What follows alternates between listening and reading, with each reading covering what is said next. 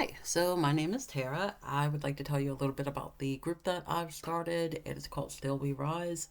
It's a support group for neurodivergent Black women specifically. So, to get into this, I want to go over the presentation really quickly. I will introduce myself. I'll give you a bit more information about my background. We'll talk about the mission of Still We Rise, and then we'll also go over, in the introduction, I guess this is the introduction. We'll talk more about the mission for Still We Rise, and then I'll go into my background, what led me to create Still We Rise, and the core values of the group. I'll briefly go over some research findings. I'd like to share more about that in a group meeting. That way we can kind of discuss what research is currently available and what we've individually experienced. The next thing that I'll go over, which is slide 6, will be the project goals. We'll go over group support and what that looks like moving forward. And in the conclusion, I'll talk more about the group meeting that is scheduled for tomorrow, as well as the body doubling that is scheduled for tomorrow. I'll try and put out a video about body doubling as well at a later date, but for now, this is what we have.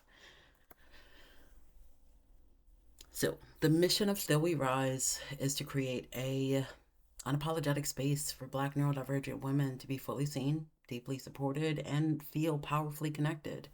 This group is for us to dismantle the silence around late diagnosis, the silence around neurodivergence, period, in Black women and in Black culture.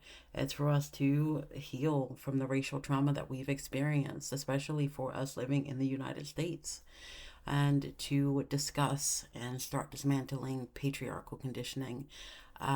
For some of us that have come from families that are more Southern leaning, this may be something that is familiar, though I think living in a family system that is not even just a family system, a society that is geared towards male centeredness, it is very easy for you to get lost in the desires or the cares of another person or taking care of another person, specifically a male within your family. I mean, as an adult, it's we hear a lot about how to decenter men and how to prioritize ourselves, and yet at the same time a lot of that self-care, self-love, and that self-prioritization revolves around the male gaze. And self-care, particularly, what I'm starting to notice, has a lot to do with maintaining the beauty standard, which I think if your independent beauty standard is for you. But I don't think self-care is just maintaining a beauty standard. I think it's about meditation. I think it's about sitting with yourself. I think it's about healing. But that's a conversation for another day. Where this this community is to replace those things, that the isolation around healing, the isolation around being neurodivergent, especially if you're in some cases even a level 1 through 3 neurodivergent person. This community is about celebrating wins, being there for each other, healing and rising in our own lives. It's about unmasking. I feel like if you are required to mask in a setting, um, it should be a setting that brings you some form of financial benefit, because at the end of the day, masking requires a lot of psychological, emotional, and energetic work. So this isn't masking is not what this group is particularly about. A little bit about my background and why I started this group. Well, again, my name is Tara. I am a data analytics student. I started Still We Rise out of a personal truth for me. I got diagnosed after I turned 30, and I realized that a lot of my 20s and my teens and even my childhood was spent around masking. It was spent around being useful in order to facilitate community, not just for other people, but also to obtain community for myself, because I was used to being called different. I was used to being called difficult. I was used to being called, for me, I showed symptoms in quieter ways. So while some neurodivergent Black people may report that they had higher needs, which is what kind of tipped off the psychiatrist or the therapist that they were working with, that they may need to be assessed. I didn't have those. I spent a lot of time daydreaming. I spent a lot of time reading. I was able to sit in one position for a long period of time, even though, like, it seemed to teachers and to therapists that I was actually paying attention. Looking back now, I realize that me going into these fantasy worlds, that wasn't normal. That was my way of coping with the demand that I sit in one place, coping with the demand that I be present even if I'm not psychologically present. So that was my way of dealing with it. But as I got older, I mean, I was in the gifted and talented. I graduated. I did a lot of things, and at the time, I would have just said that, yeah, I just had attention issues. I was diagnosed with ADHD, though. Looking back, I feel like I may be somewhere on the spectrum, and I'm coming to terms with that as I grow. Like like many black women, I think my experience is not, it's unique in its own ways, but a lot of us have experienced sharing our personal challenges or sharing things with other people, and we think that the way in which we're sharing it, that the same level of compassion or empathy that we've given is going to come back, and that's not exactly what happens. It's really interesting to see how something as simple as attention deficit, when you look at it across racial lines, it's not seen as attention deficit in black women or black girls. It's seen as you're being a disruption, or you're, oh, you're so gifted. Yeah, she does have some issues with attention, but I mean, Sally seems to be more on the autism spectrum than Tara. Tara seems more like she just needs a little bit of extra time, but I wouldn't say she's outside of neurotypical, just to use that as an example. I was told that I was sensitive because I was highly empathetic. Um, and even in some ways, I am still highly empathetic. And I had an intense sense of justice. Now, about people who are neurodivergent, not specifically autistic people, but we do have a higher sense of justice, but that sense of justice can still be wrong. And sometimes dealing with other neurodivergent people, I found that even for me, there were times where I would think that what I'm saying, like, is justified. But as I've gotten older, I've realized that you can pretty much justify anything. We're seeing that now in the news. Um, I was often told that I had to assimilate to the cultural hierarchy, and at that time, it was really hard to be a whimsical black girl. It was also hard, excuse me, to be an alternative black girl. I liked alternative music. I liked anime. I played video games. It wasn't even just about reading. I liked fantasy books. LOTR, Harry Potter, those were big for me. Um, Comic Con, Otakon specifically, oh my God. But anyway, those are neither here nor there. These were just, to me, these were relational hobbies. But I now understand that for other people, these were hobbies that could potentially be used, hobbies and traits to a degree, could potentially be used as a way to isolate not just me, but other black people who fall, or people in general who fall within those types of margins, even more than what's normal. So that's why I started Still We Rise. I feel like there are a lot of neurodivergent people who fall, unfortunately, within those margins, and sometimes it makes it really, really difficult to find community. So the core values of this group are racial. The first one is racial belonging. So black people, people in general, are not a monolith. And by no means am I saying that we are somehow a monolith. But when I say racial belonging, I am talking specifically about the intersectionality of being a black woman, and also, well, in America, they would consider us to be a minority, but also being female in a highly patriarchal society. That intersection is what matters.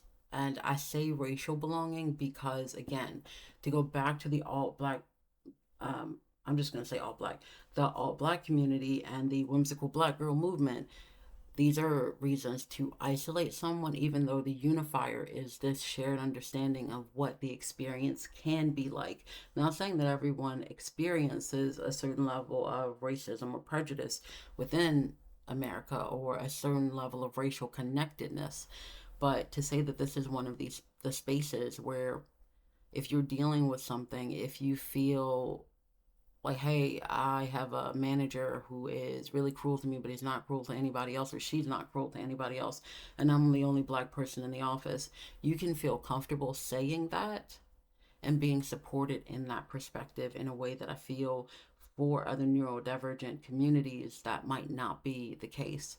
One thing that I personally experienced is going into a community, whether it be for neurodivergent individuals specifically or people in general, if you were to share a perspective about how you were treated, even though people in general are not a monolith, a lot of individuals, not all, but there have been several times in my personal life where someone of an opposite of the opposite race or a opposite race hears me saying something about someone that they perceive to be a member of their race, and they're like, oh no, let me stop you there. I understand where you're coming from and I see how that could be perceived as XYZ, but I really don't think that that's how they meant it, because I'm also, for this example, white.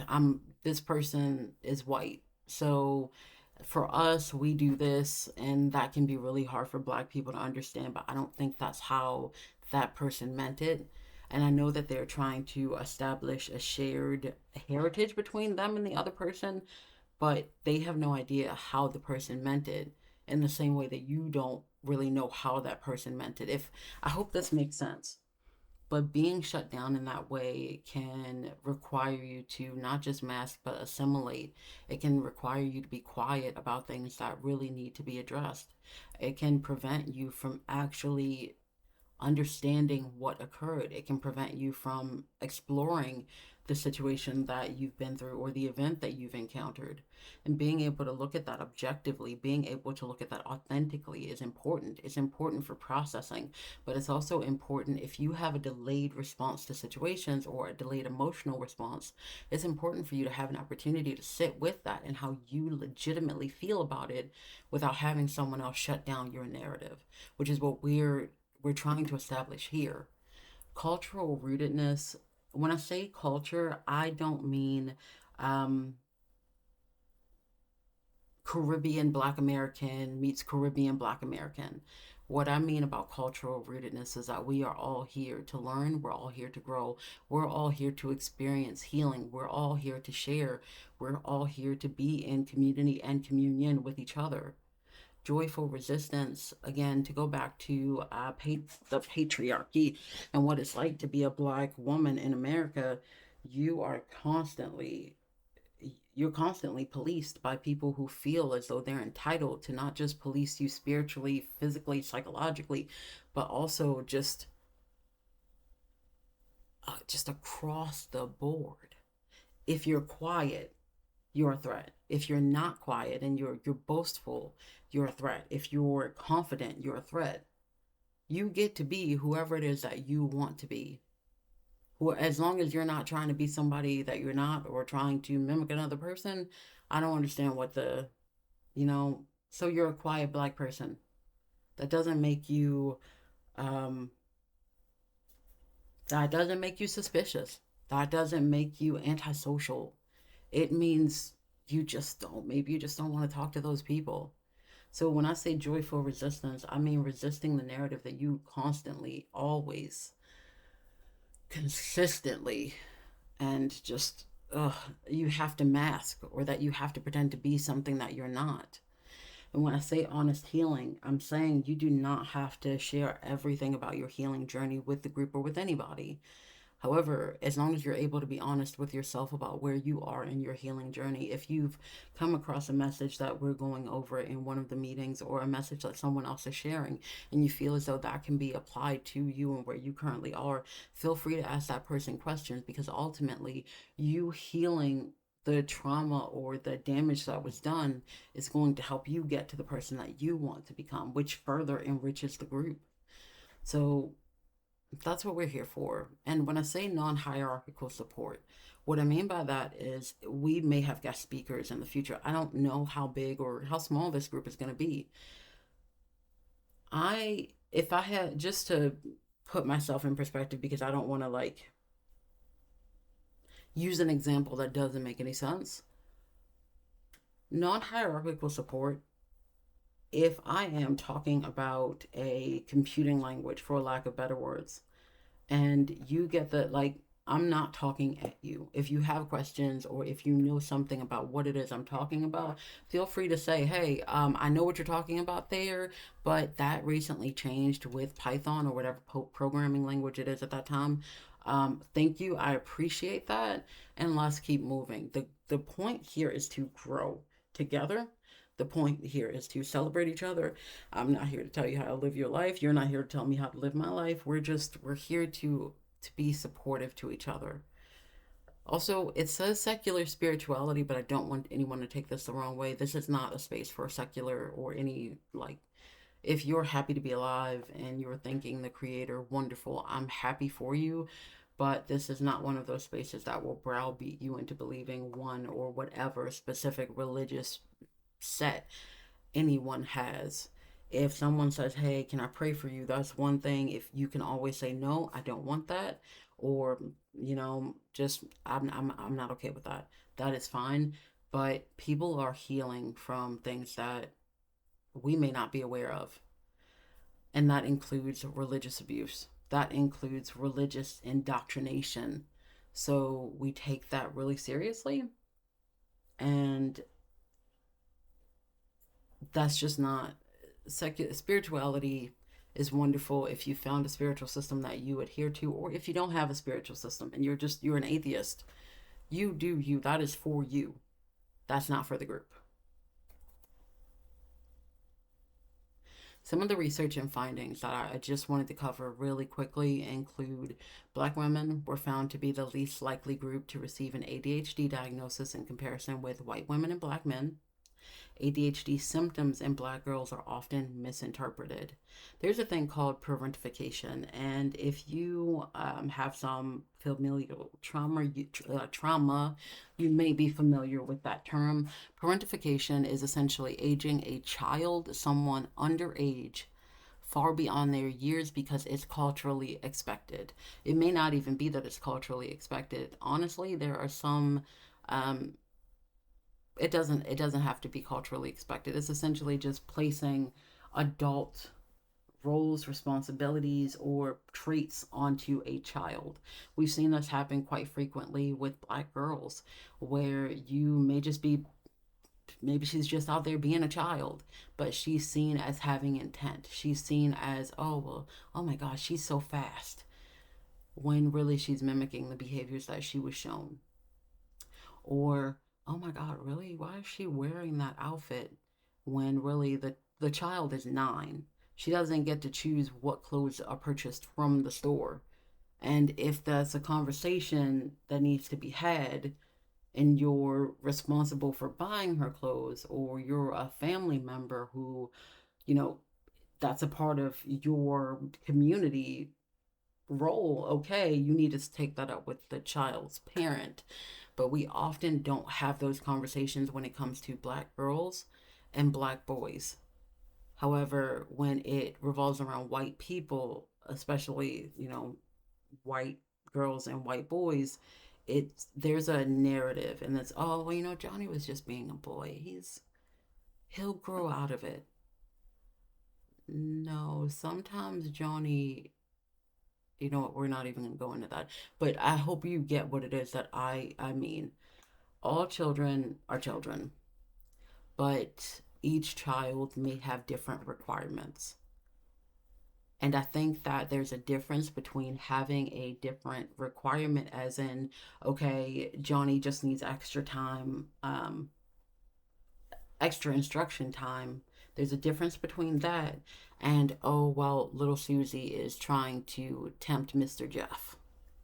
There's a big issue with that statement, but it's a big issue with like that ideology altogether, and it needs to be addressed more frequently than what it is.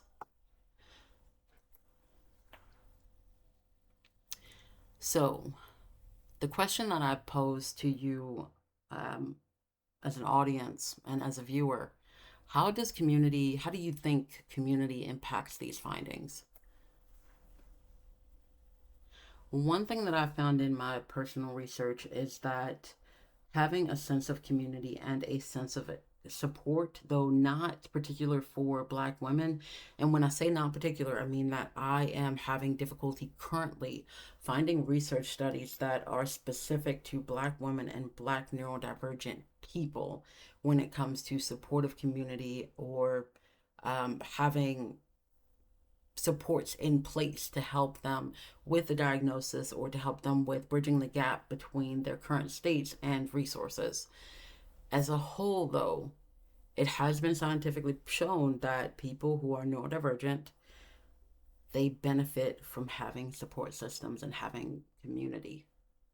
So the project goal, the goals for Still We Rise include creating a safe online community, again, for neurodivergent women to find community, to thrive, to share wins, obtain and offer resources, as well as tips for navigating the often murky waters of information regarding neurodivergence within the Black community. When I say murky, neurodivergence is not just about having hyperfixations. It is not just about having a lack of focus. It is not just you having a propensity for certain textures or foods. It's deeper than that. And being able to authentically but also transparently discuss the pitfalls as well as the wins of what your condition may be. I don't even want to call it a condition, but your difference in thought, the diversity of mind that you have isn't like, again, that's important. And there are going to be some days where maybe you don't even want to work on one of your hyperfixations. Maybe you just want to sit on the floor, draw the blinds, and just be in complete silence. That's okay too. That doesn't mean that you don't have that you don't have ADHD or that you're not neurodivergent. It doesn't matter. At the end of the day, you're still a person and you're overwhelmed. Maybe that's how you handle overwhelm. Maybe it's not. Maybe that's for you how you just recharge. If that's the case, you're still a person and you deserve to recharge just like everyone else. The second goal of this group is to practice self advocacy through teaching, practicing, again, non hierarchical communication, and education. So I do want to start, community spotlights, of course, but having video days, sharing articles, sharing books that we've read, books that we found from reputable authors and sources to help educate ourselves about different conditions, to help educate ourselves about different things that we can do to better support ourselves. Also, the third goal is honoring and holding space for our independent experiences as well as celebrating rest and joy. America has a really bad relationship with hustle culture. And given the rate of inflation and how little jobs are currently paying, if you are not in that boat, wonderful. I'm so happy for you. I really am. If you are in that boat, I just want you to know that it's okay for you to take a break. It's okay for you to say, you know what, I've had enough today. I need to I'm overstimulated. I need a moment. That's perfectly fine too. And this space is here to offer that, as well as practicing self-care and what that can look like for a neurodivergent person. For me personally, having ADHD, it's difficult for me to sit and meditate in one specific place. So I've developed my own like therapeutic techniques to help me practice meditation without sitting in one place or repeating one singular mantra. Those are some things that we can go over. And therapeutic contemplation. One of the videos that I most recently posted to TikTok was what do you do when an unsafe person is attempting to body double with you and you don't want to body double? And that's a conversation that we're going to have at a later date, but thinking over those situations because sometimes you're presented with them and you don't even you have no like I didn't have any idea what to do in that environment. I recently spoke with a friend of mine who kind of explained what that looks like and how to deal with it moving forward. And honestly, I was super grateful. So, group support, the first week, this week actually, we're going to do some body doubling sessions. And eventually, I would like for us to do some in person meets for neurodivergent creatives and neurodivergent, Black women. But this week's body doubling sessions, there's going to be one tomorrow at 1 p.m. and I believe actually, no, it might not be 1 p.m., it might be 3 p.m. I will try to post something about that a little bit later on today. The second week would be it was scheduled to be the interest meeting and the launch of the Geneva community, but we've changed that out. Unfortunately, there will not be a Geneva community. The community is now on Sharewell now. You can find us. It is Still We Rise, a support group for Black women. That's the name. You can search it and we'll be there. The meeting days are on Tuesdays. The third week, um, well, that was scheduled to be our first official community meeting. The first official community meeting will probably be this week. Um, and we'll have another body doubling session on Saturday. The fourth week, I am hoping to put together a resource guide and an event calendar. So, the resource guide is to go over online therapeutic services that are culturally informed, but that have a pretty decent, if not a high rate of successful reviews. The event calendar is to go over Zoom meetings that are available if you need any additional support or if you need access to things like body doubling. What is it called? There's a website. It is cadd.org, I believe. Wait, actually, no. It may be add.org.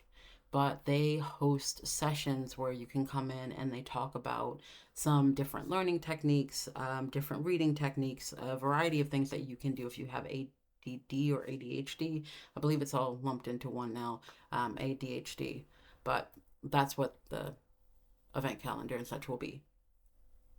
In conclusion, this community is for Black women who received a neurodivergent diagnosis later in life, or if you're neurodivergent or you suspect that you may be neurodivergent.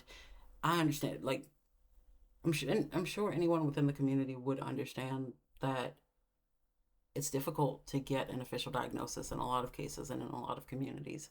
If you've gotten one, cool. But if you feel like you have a variety of different symptoms that overlap, chances are you're probably on the neurodivergent spectrum.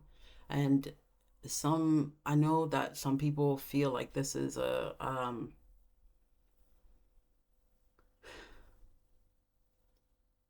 like a ribbon. If you've lived it with it for long enough, it's not, it can be difficult, is all I'm saying. And so we're here to support you either way. And so, yeah, this is what the community is here for, and this is what we hope to offer.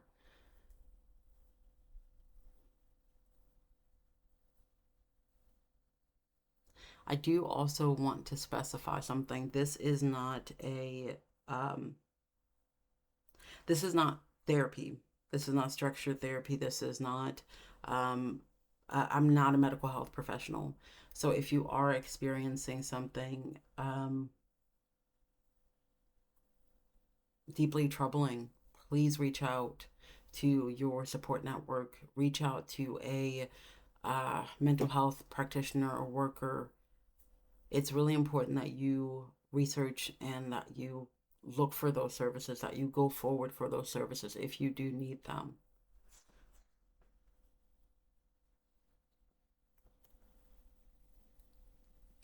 I am on YouTube. There is also a Gumroad store currently.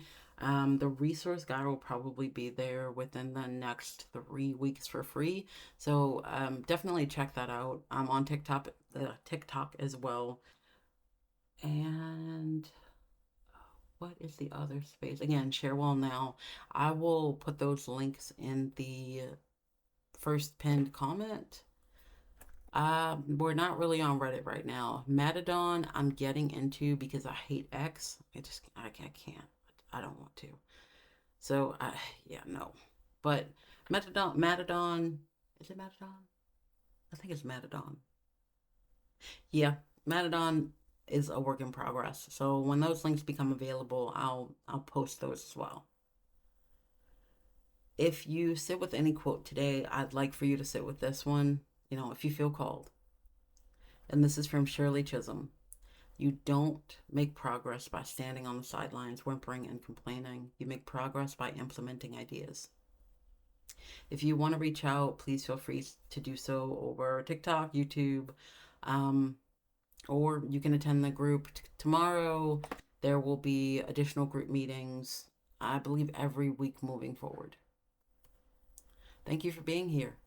Have a great day.